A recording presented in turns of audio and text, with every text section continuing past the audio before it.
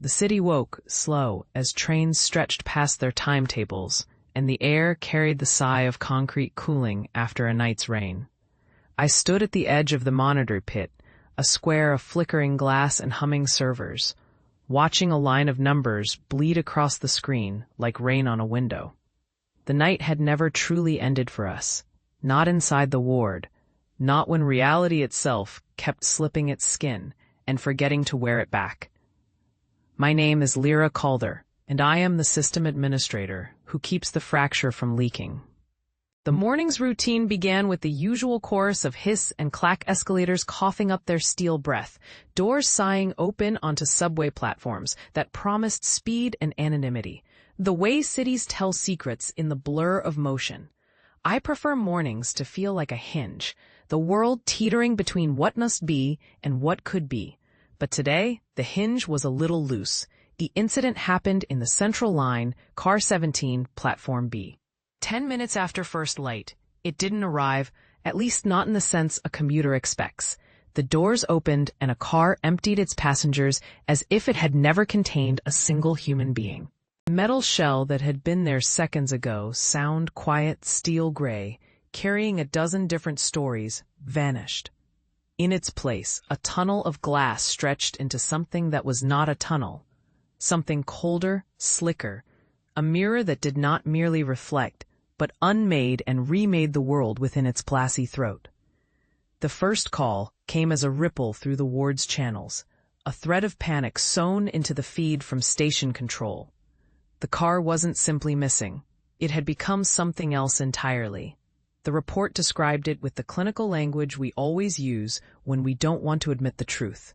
A mirror tunnel, sliding open as if the city's own face had decided to lean in and look back.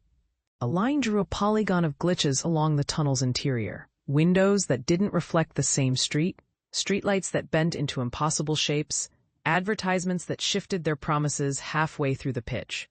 A subway map that reinterpreted itself as if memory were being rewritten on the wall. I watched the footage with the calm care of someone who has learned to breathe through alarms.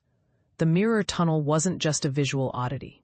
It was a doorway. The glass did not trap the light, it trapped moments. Time bent in the distance, then snapped back to normal in a way that felt designed. The city's heartbeat shifted in the chest of the tunnel, and those pulses crept out toward us, through the feed, through the office. The ward's job, my job, was to fence against those pulses, to keep the glitches from leaking into everyday life. Fractured realities weren't merely cinematic curiosities. If left unchecked, they would accumulate like dust on a shelf until someone reached for something real and found only a rumor of it. That was the risk we measured day after day. How much truth could we hold, and at what cost? The station's clock glared at me with its indifferent red digits as the footage looped again and again. The mirror tunnel showed us something that felt like a quiet ghost story. A passenger's reflection, a mother's scarf, the commuter's coffee cup, all slipping out of place like beads from a broken necklace. They did not cross into our world as people, but as patterns, a glitch's signature, a memory's fingerprint, a fear's shape. We did not know if the subway car itself had ever truly existed there in physical space, or if our reality had simply chosen to wear a new face for a breath. Either way, the moment was enough to demand action. And action in our line of work did not look like heroism. It looked like containment. The ward's nerve center was a cavern of soft light and steady hum. In the middle stood the console, a spine of screens that looked almost organic. The glow of dashboards, the radar-like sweeps of reality maps, a low, constant murmur of fans and power lines. All around it, the memory warded the edges of the city's mind, a delicate lattice of protocols and safeguards designed to keep the city from turning inside out. Within that room lived more than machines. The dimming hum of the place carried voices, but one voice, above all, spoke for us in whispers and commands. My own.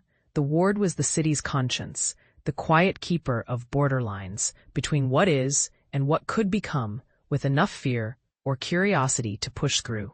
The first decision I make in the aftermath of the vanished car is procedural. Notify station control.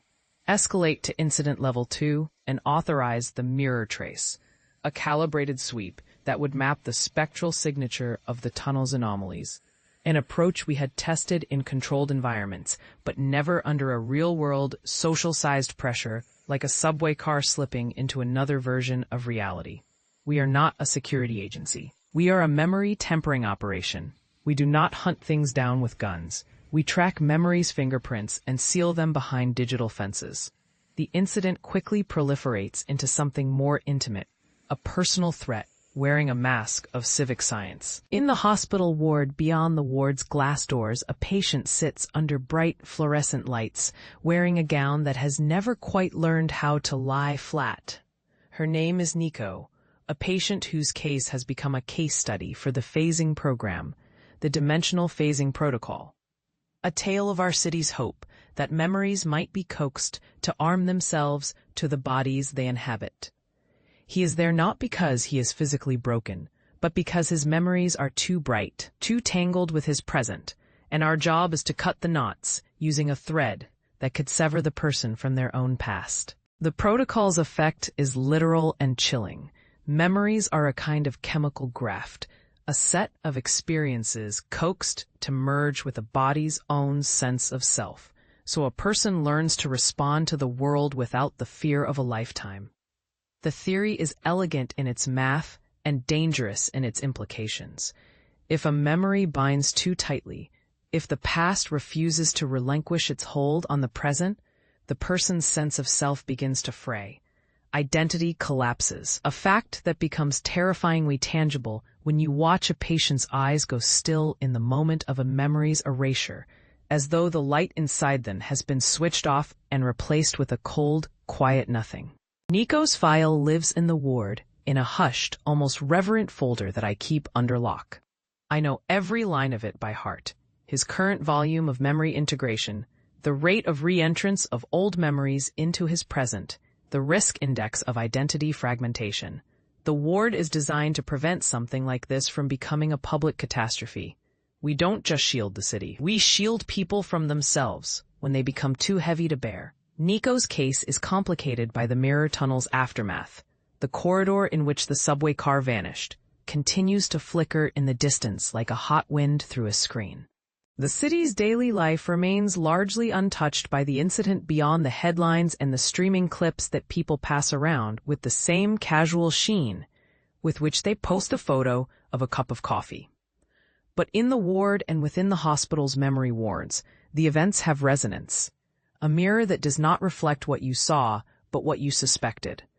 A tunnel that invites the mind to slip into the wrong version of a memory. A version where the past never truly leaves. The mirror tunnel acts as a mirror to the mind, to be precise. It shows you what you fear most, that your memories could be orchestrated into something you can no longer distinguish from reality. It is a phenomenon we have theorized about, studied, and feared. We do not call it a door. We call it a suspicion in glass. The first real strain arrives when the incidents begin to leak into the public sphere, subtle, almost invisible. But there. People begin to report mirrored fragments of their daily routine. A coffee they didn't drink a second time. A bus that paused in a place it had not paused before. A flicker of a familiar face in a crowd that never existed. Someone who would be a stranger to them in another version of the city. The glitches bleed into ordinary language as well, words forming in the air as if someone were whispering in a code only the brain can translate. The sensation that the present is being rewritten behind your back. It is a small thing, a daily nuisance, but it is a leak, a sign that the barrier between realities has begun to leak. I tell myself that this is what we trained for, the art and science of containment. The ward has layers and layers of protective measures, a digital and physical firewall that would confine a breach the way a dam holds back a river. Yet even as I speak those words to the monitors, a deeper gnawing question takes hold. What if containment is only a temporary stabilization? What if we cannot hold the city together with rules and software and careful worded memos when memory, like a living thing, can choose its own path? The hospital's quiet becomes a louder argument with each passing hour. The memory wards, with their pale, pale lights, their glow of cold truth, reveal a truth we seldom admit. Memory is not a property we own. It is a living thing that can decide to run. And if a memory is allowed to run, what is the boundary between the person and their memory? The past and the present becoming a single, unaccountable continuum. I walk the hospital corridor with a measured calm that only a person who has learned to listen for the city beneath the noise can possess. The ward doors open to a corridor that smells faintly of antiseptic and rain, the smell of a memory's quiet shelter. In the patient's ward, the doors are not thick metal, but sliding glass that glows softly when a patient is near. The wards are designed to be calm places where fear can be faced in small, careful steps rather than in the open, unrelenting force of the street. Nico sits in the nurse's chair, a hollow thing with a blue blanket that seems to swallow him in its folds. His eyes look through you, past your shoulder, as if he's listening to the city behind your back and deciding whether to join its chorus. It's not a physical gaze. It's the gaze of someone who knows what the mind can carry and refuses to let it stay lodged in a body that doesn't belong to it anymore. "Morning, Nico," I say, the way one would greet a patient when routine has become a gentle instrument of survival. He nods, though the nod seems to come from somewhere else, as if the head's tilt is a signal to a subroutine that lies hidden behind the skull. "Good morning," he says, the words measured and careful, as if every syllable has been weighed on a scale that is hidden beneath the bed sheets. He has the look of someone who has learned how to live in the space between a memory and a breath. "Are we ready for the next phase?" I ask, not for his sake, but for the sake of the ward's oversight. We do not progress a patient without a reason that we can justify to the city and to ourselves. Nico's lips twitch in a small, almost shy smile. It's the sort of gesture that makes you want to believe there's a normal life somewhere beyond the glass doors. A life in which memory can be handled with care. A life where the past does not push forward from the present with the cold, bright insistence of a blade. "The phasing phase?" he says. A question, not quite, but close enough for him to hold to a thread dwindling at the edge of his own mind. "Soon," I say, "the ward schedule, our public schedule, the city's schedule, is a rope we thread carefully through the needle of time's own memory, a thread we cannot snap without consequences." In the lab next door, a different kind of memory glimmers on a screen, a memory we might one day call a patient's memory, the kind that can be manipulated, the kind that can be sold for good or for ill. The lab's monitors flicker with the pattern of a person's face, as it flickers between states of consciousness, a living demonstration of the line we walk every day, to preserve the person's memory, or to erase it for the greater balance. We do not speak of the greater good here, not in the moment of a mirror's glare, not when a subway car has vanished into another version of itself and left behind a trace in the city's digital memory that looks suspiciously like a heartbeat. We speak only in terms of risk and containment, in the cautious language of guardians who know that their job is not to fix the world but to slow its fall. The truth is that we constantly test the boundary of what can be done with a memory and what must be left alone. The ward's policy is clear.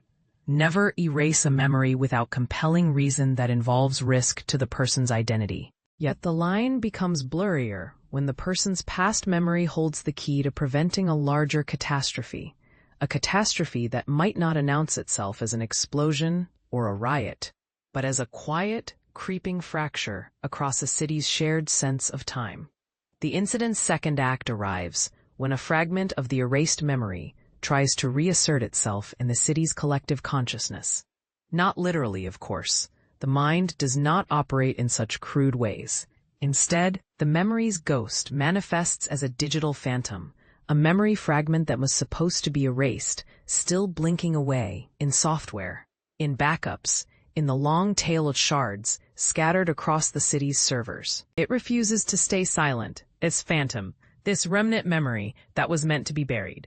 The phantom's name is a rumor within the ward, the first name of someone who was a patient long ago, a person whose memory was supposed to be sealed away. Ilara. But a name can be a trap if you know how to press its buttons. The digital ghost, as memory ghosts do, does not speak with words in the way living beings do. It speaks with data, tiny bubbles of correlation and sequence that glitch and glow when you bring a monitor to your face. The ghost appears in a remote compartment of the city's memory, where a subset of our servers stores the archival echoes of things that were erased, memories that were intentionally deleted but not forgotten. The ghost reveals itself as a cascade of blinking patterns, a phrase written in lines of code that can be deciphered only by those who know how to listen to memory's music rather than read its notes. It does not speak aloud, but makes itself known by insisting upon ownership, by insisting that the erasure was a mistake, by insisting that something living be made again, by reclaiming what was forcibly removed. The agency behind the erasure, the corrupted agency that wears a smile as a mask, calls itself the Smile Protocol, a name that sounds harmless in the way a lullaby sounds harmless. But behind each encrypted smile, there is a willingness to bend truth until it is unrecognizable to the people who rely on it for honesty. They appear in our feeds as cheerful digital icons, little avatars that wave and grin, while telling you that your data is secure and that your world is stable. They do not understand fear in a human sense. They understand risk assessment and profit margins. The way a corporation wants to spin every catastrophe into a customer experience. The mirror's effect on a city's large-scale memory is something we watch for with the most sober eyes we can this early in the morning. If the memory ghost can force itself into the city's daily operations, the city's sense of time could become a patchwork quilt, each patch a different timeline, but all stitched with the fear that the quilt might finally unravel. If memory can leak into the city's fabric, the world becomes a shared illusion, a carnival mirror where every reflection is another face of the same face, a face that has learned that it can survive by changing its memory story on demand. At first, the ghost's presence seems faint, a rumor carried by data streams. Then it begins to assert itself more firmly, showing up in the misaligned timestamps of street cameras, in the blinking of an elevator's display that shows the year as 29, then 30 for a heartbeat, then 28 again, as though time itself is experiencing a glitch and trying to correct its posture. The ghost's voice is not audible but observable, a pattern of anomalies, a sequence of zeros and ones that rearranges itself into something like a syllable, slowly forming a sentence that stings the mind with memory's bite. The ward opens a private channel for you to see this ghost's face, though the ghost is not a person's face so much as a memory's face, a portrait you recognize from a moment you once believed you could forget. When you look at the ghost's shape, your brain lights up with a memory that you had sealed away for years. A memory of your own childhood, the year you learned that not every truth could stay hidden. Not every memory should be allowed to run. The memory ghost has a demand, ownership. It speaks not in language, but in the need to belong, to be a part of a person's life again. It claims it existed within the erased memory, that the erasure might have severed it from the body it belonged to. But a memory can persist in a new form, it suggests, and now it seeks a claim in the city's living fabric. The ward's policy is not to entertain such claims lightly. The city's memory is not a property to be reclaimed. It is a fragile ecosystem that holds the present steady. Yet we cannot ignore a claim so explicit, a claim that arises from an act we performed ourselves, a memory we chose to prune back in the interest of the many. We begin a test. Create a controlled labbed version of the erased memory as a digital surrogate, a ghost in a sealed chamber of code. We hope the surrogate can satisfy the ghost's need for ownership without crossing into the city's waking world, without turning into a real memory aden that could rebind to a body and threaten identity. It is a partial solution, and it is not a solution at all. And we all know it. It is the patient's memory's ghost's way of telling us that memory does not disappear simply because we tell it to. Nico becomes the test subject for this.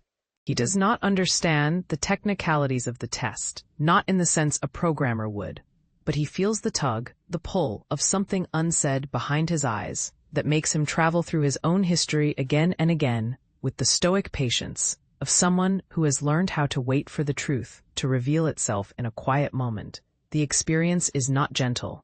The memory ghost is a careful, insistent thing. It does not crash into the body with violence.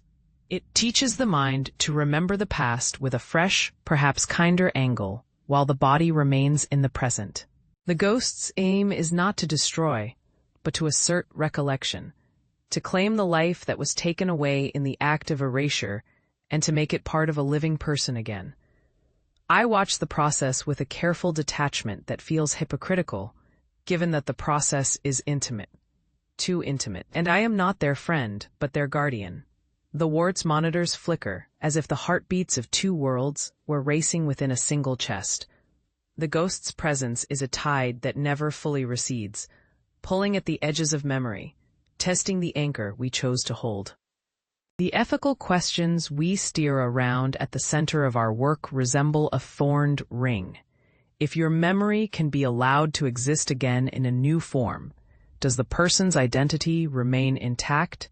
Or is the whole construct of the self something that can be reorganized at will? If the memory returns in a ghostly edition, does it still belong to the same body, or does it become someone else's? Even if the body remains yours, the memory that we erase is a dangerous thing to contemplate, because it is precisely the kind of memory that makes us who we are. If you erase the memory of a wound, you also erase part of the person's capacity to perform the world's future decisions. You erase not merely the pain, but the memory that can teach resilience.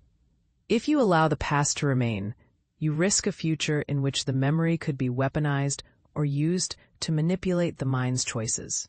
The city's problem, our problem, is not merely the glitches. It is the philosophical question of whether memory is something we own, or something that must own us. The mirror tunnel has made it painfully clear that memory leaks are not just technical issues but existential questions. What does it mean to remember? What does a world look like if we share a memory that is not exclusively ours? The answer, as it often does in the ward, does not come in a single flash of insight, but in a slow accumulation of small, disciplined decisions. We do not claim to know what the right choice is. We only know what each choice costs, and we choose the option with the least collateral damage to the city's shared sense of time. The patient's path toward a possible resolution becomes the arc of the story we tell ourselves, a path that curves around the mirror's edge and back into the city's ordinary day. The patient's memory is a map of the city's memory, and the ghost is a sign that the map is not merely a record, but a living thing that can walk its own routes through the city. Meanwhile, the subway car's vanishing acts continue to echo in the background.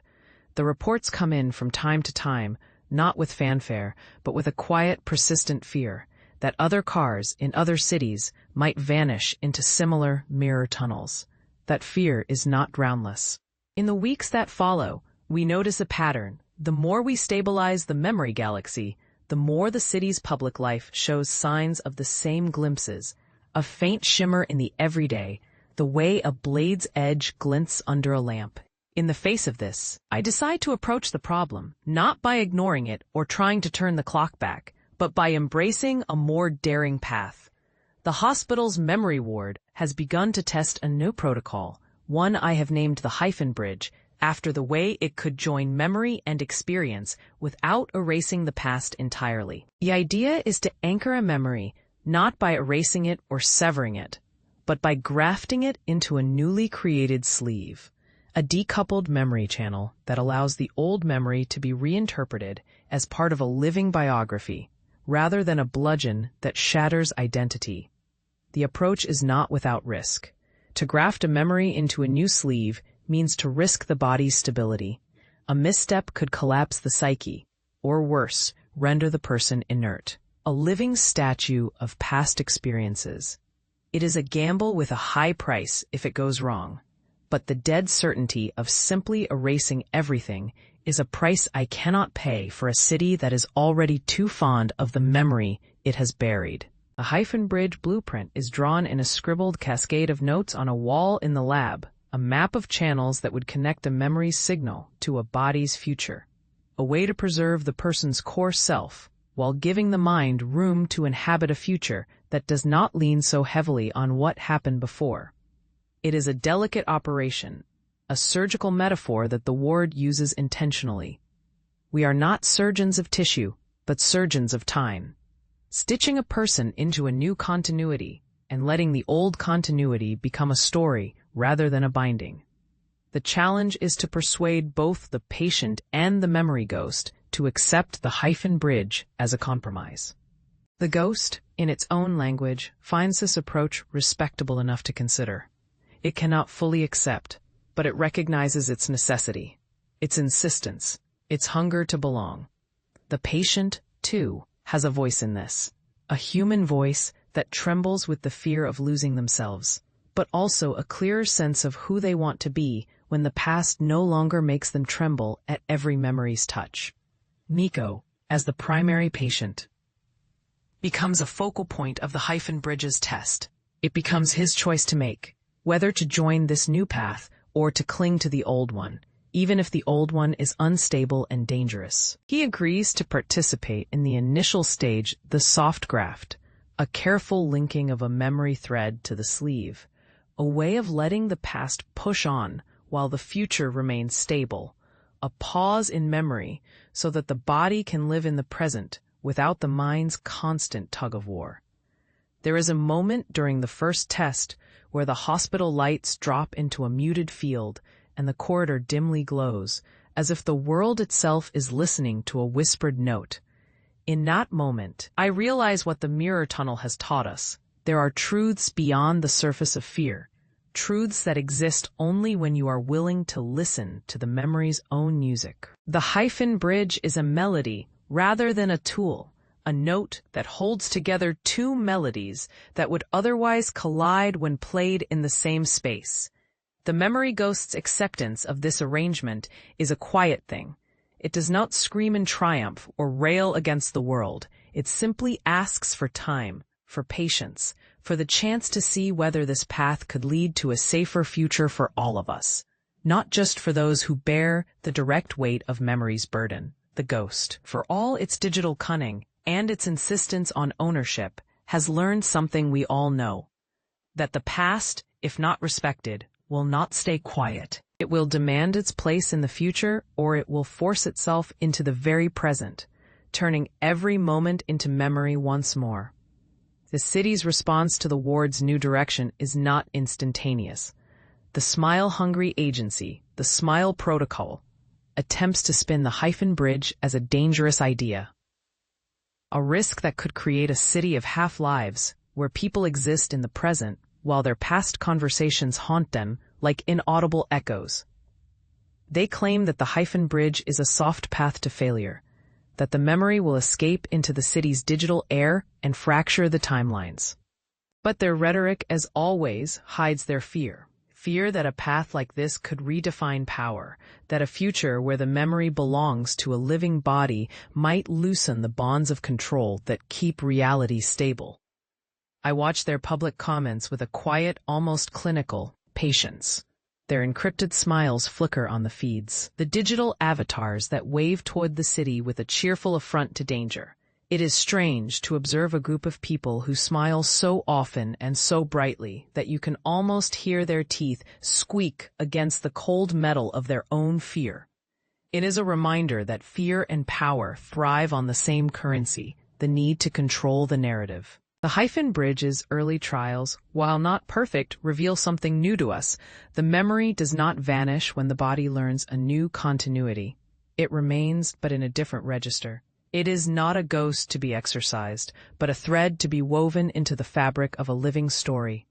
A thread that can be rewoven so that the pattern of the present does not unravel at the slightest tug. The patient's life becomes not a slope descending toward erasure, but a map, a route that can be adjusted without fear of collapse. The mirror's image recurs in our day-to-day, however. The city's eyes, those miles of glass and screens, notice small peculiarities. The bus that stops in the wrong place for a moment, a vendor's smile that does not reach a pair of eyes that feel real, a child's laughter that echoes months after a memory of happiness has ceased to hold. These are the first signs that the memory's boundaries are still fragile, that even a successful graft cannot guarantee resilience in a city that has learned to live with its own reflection. In such a moment, I feel a familiar ache. The sense that the city's future, this fragile construct, rests on the choices we make about what we remember and what we forget. My own memory, my own past, has a few glitches of its own. Echoes of times when I too was tempted to erase something painful, something that shaped who I am. The ward does not just guard the city from its memory. It guards the patient's memory from the mistake of the past that could leave a scar on the present, and it guards me from the ache of knowing that I am not simply a steward, but a witness to an ongoing negotiation between truth and the version of truth that seems to fit the moment. A turning point arrives one late afternoon when the mirror's gleam returns to the city's eye in a way that cannot be mistaken. A subway line's entire run vanishes for a few minutes and then reappears as if nothing happened, the car leaving behind a soft, almost musical note in the air, a memory of something that was never there. It is a signal that the mirror's work, even when contained, is not finished. The city's shared memory is not a closed system, but a living, breathing organism that sometimes forgets to breathe unless someone reminds it to. It is clear that we cannot restore the old order by heavy-handed discipline alone. The mirror's presence has taught us that the world's memory is not a passive stage on which events occur. It is a living, moving thing that makes choices and influences outcomes.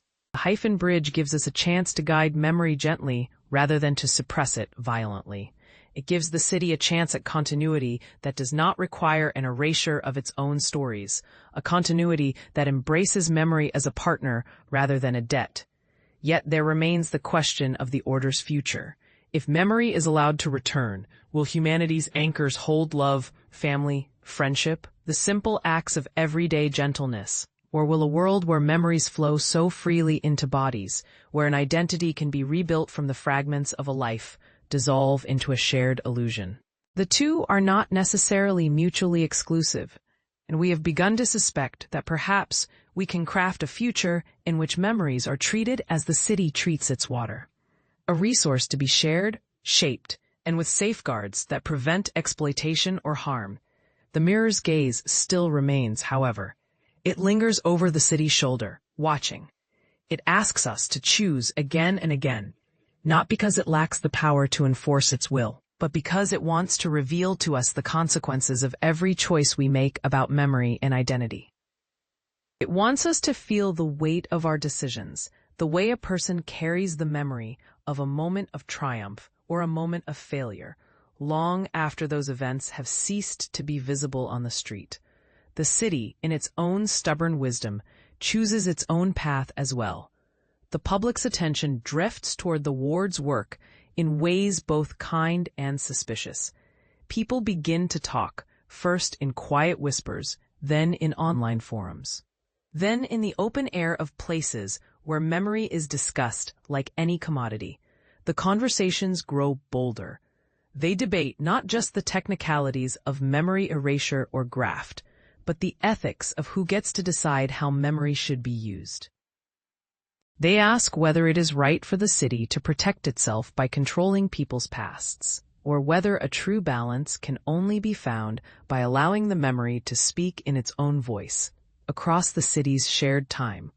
In the quiet moments between shifts, I stand at the ward's glass barrier and watch the projections on the opposite wall.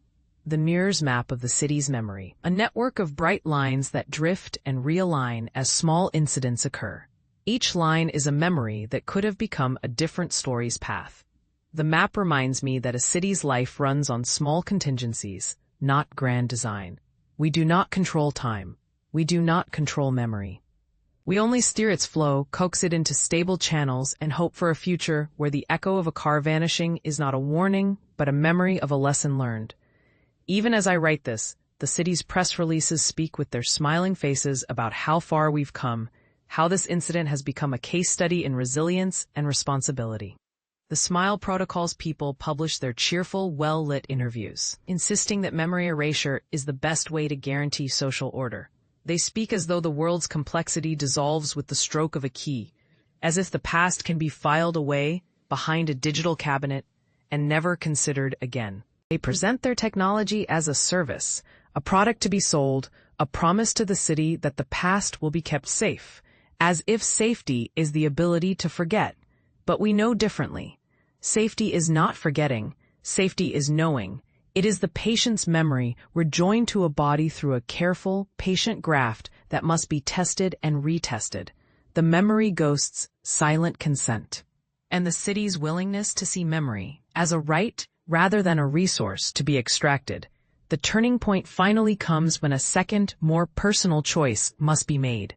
The mirror's image intrudes into the subway's reality not only as a threat, but as a mirror, shining on a single, fragile decision a person must make. What to do with a memory that could ruin a life if left in its old form, but could also define a life if allowed to be part of a new self. Nico's eventual offer to me, the patient's offer, as he becomes more of a collaborator than a subject, drives the final arc. He says to me in a voice that is all the more human for how carefully restrained it is, that if the name of the game is continuity, then the hyphen bridge might be the way to have both the life that was and the life that could be. He asks for permission to curate his memories, to permit their return in a way that makes him truly himself again. He asks for the chance to choose. The formal conclusion follows a path I do not expect. The hyphen bridge is not a cure, but a treaty, a patient negotiation between a memory's right to exist and a body's right to continue living without being haunted by the past. The memory ghost, that voice in the machine, becomes for a moment an ally rather than a threat, a partner in the process of building a future that honors the past without being chained to it. The city, for all its fear and fascination with the idea of shared memory, accepts the hyphen bridge not as a miracle, but as a compromise, a promise that memory can be a nurse rather than a saboteur. The mirror's tunnel, which once threatened to swallow the car and all its passengers into a perpetual what-if, becomes a kind of museum piece, a reminder of the day the city learned to listen to memory's voice and to treat it with care. The final days of the incident's first major arc arrive in a quiet, almost domestic fashion. The subway car reappears on the line, not exactly the same, but not entirely different either.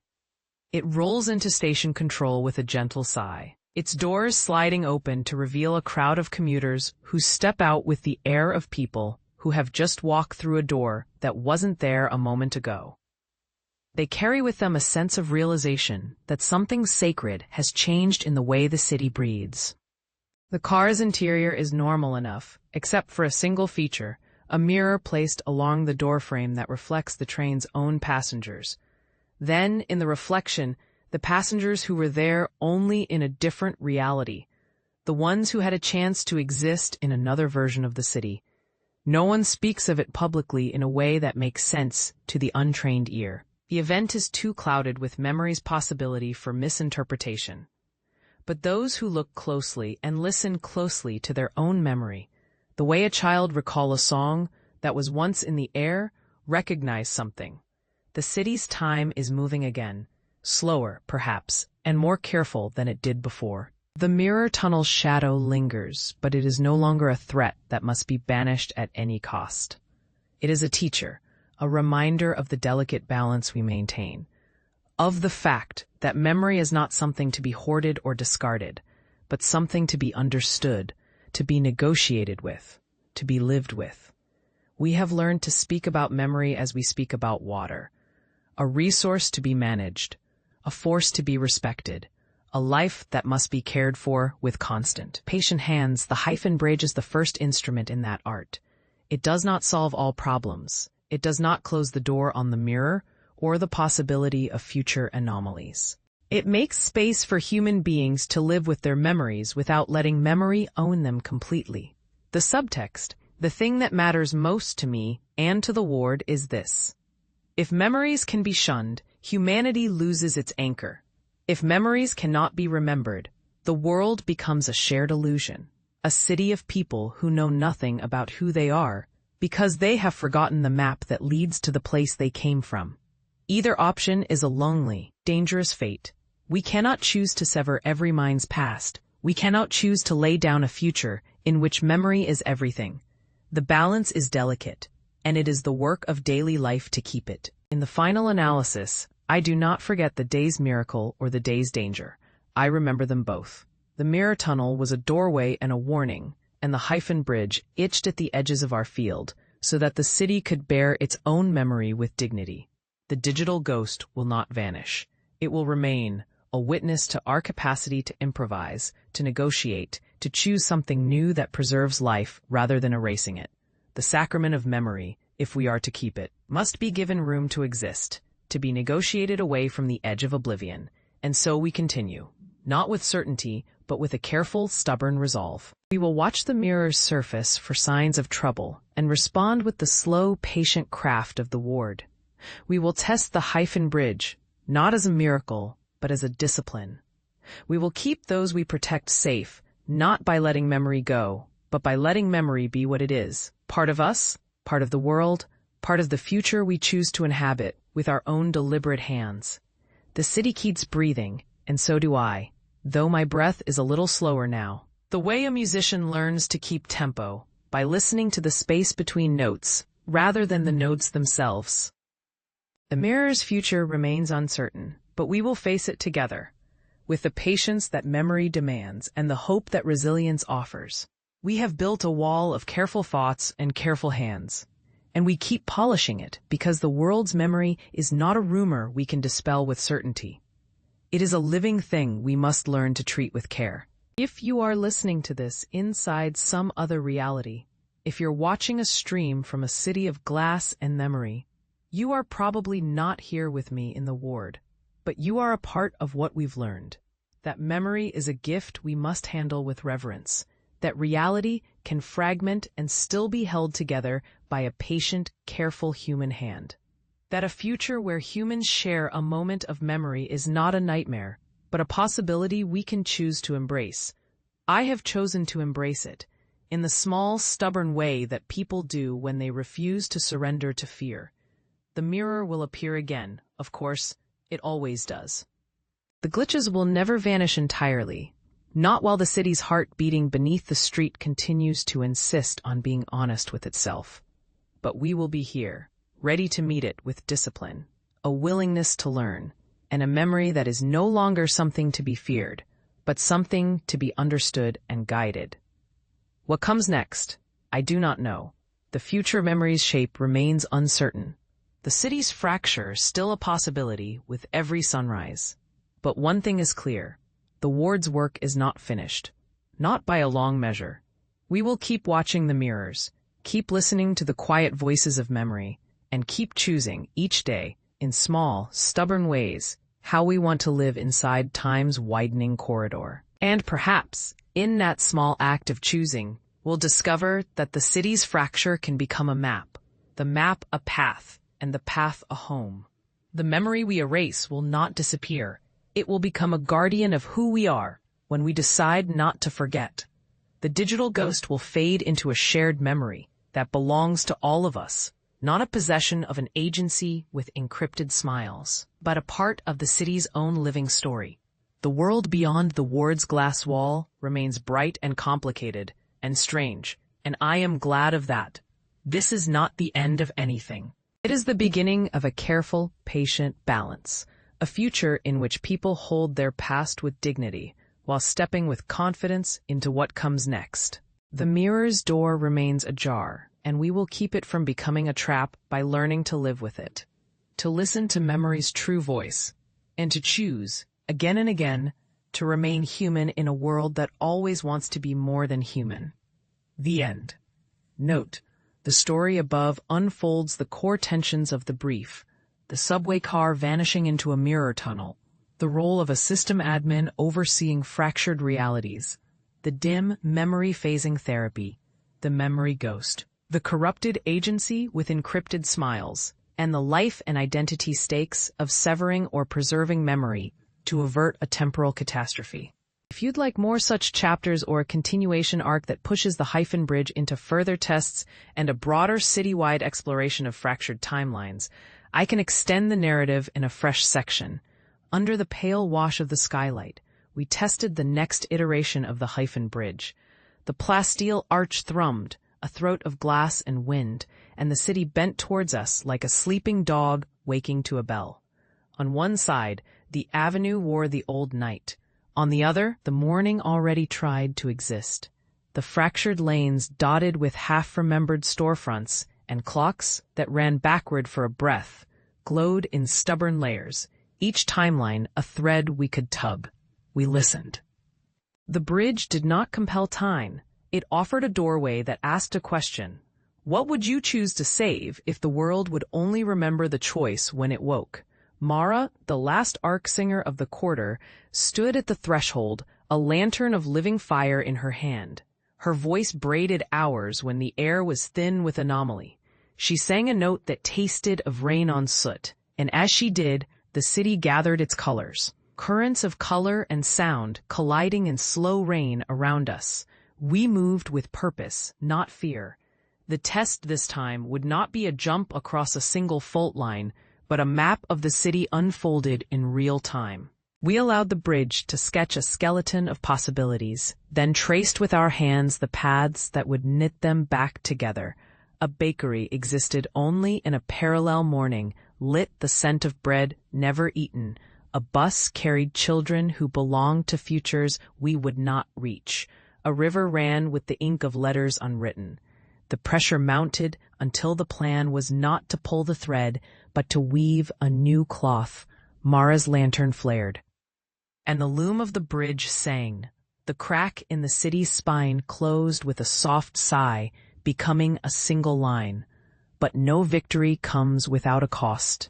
The price of stitching the city back to a common memory was a thread I held in my own chest, a reminder that I had once walked a separate loop of time.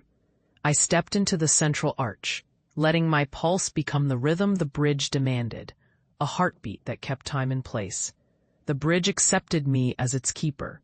When the last echo of a broken hour settled into stillness, the city exhaled a long, relieved breath. Windows that had glimmered with other lifetimes dimmed to steady glass. The avenues no longer bifurcated into 1,000 small dawns, but woke to a single sun. I looked back over the span, the Hyphen Bridge, now a silent spine through the city's chest. The city stood with me, and Mara's lantern hovered, a patient star, guiding what came next. We would stay close to tend its needs, but the fracture had been mended, not erased. The future would be ours to walk, not something that walked us. The dawn began, and with it, a promise that time could be kept if we kept it together.